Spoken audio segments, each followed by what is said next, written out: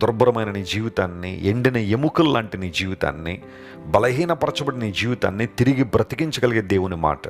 Give room to God's word. దేవుని వాక్యానికి అవకాశమే, దేవుని వాక్యానికి చోటివో. బలమైన కార్యాలు నువ్వు చూస్తావు, అద్భుతాలు ఖచ్చితంగా ప్రభు నీ జీవితంలో చేస్తాడు. నిన్ను బ్రతికించే దేవుడు ఆయన. అపోస్తలుడైన పౌలు అంటాడు ఎఫెసీ సంఘానికి రాస్తూ, మీరు మీ పాపముల చేత అపరాధముల చేత చచ్చిన వారై ఉండగా మీరు క్రీస్తుతో కూడా బ్రతికించబడ్డారన్నాడు. ఆధ్యాత్మికమైన పునరుజ్జీవాన్ని దేవుడు మనకిచ్చాడు. తిరిగి జన్మించిన అనుభవంలోనికి మనం వచ్చాం, బ్రతకగలిగాం. అది దేవుడు మనకిచ్చిన కృప.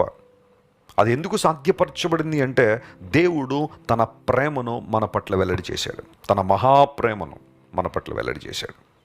నిన్ను బ్రతికించే దేవుడు ఆయన. ఒకవేళ మృతమైన పరిస్థితుల్లో నీవు ఉన్నావా?